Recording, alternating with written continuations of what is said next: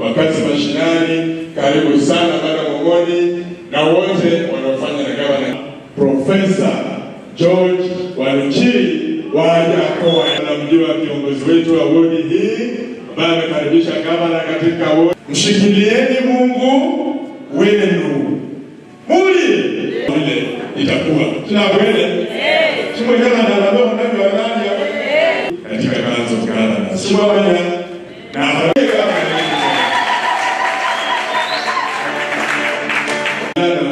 alipoomba kuimba wimbo kabla ya neno, mimi niliona ni kama moto mulipo muli uliporudi sumbu one day. ODM ni chama chetu. Mimi ni mwenyekiti wa chama cha ODM hapa Kakamega.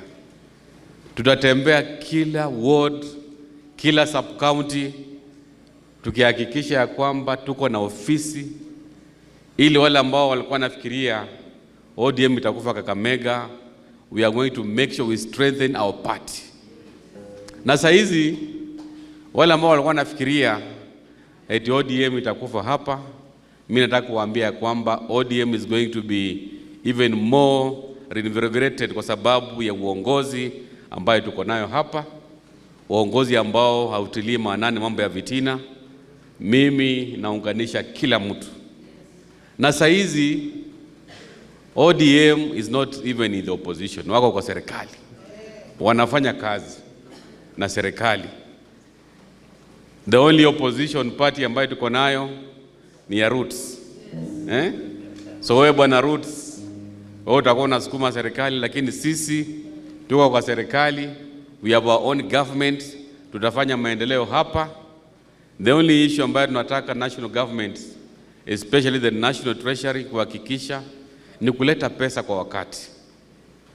Pesa ya mwisho kuja hapa ilikuwa ya mwezi wa 5. Sasa hizi tuko mwezi wa 8. Pesa ya mwezi wa Juni haijafika, Julai haijafika. Ndio unaona kuna projects zingine nyingi sana zinatembea polepole kwa sababu tunapata pesa kama maji, tone ya maji. So I want to request the national treasury now that CP Mbadi ameshikilia afanye ile kitu so that you can release pesa ikuje hapa kusaidia project zote ambazo hazitembei kwa wakati. Tukifanya hivyo, I know we are going to make sure that Kakamega is transformed.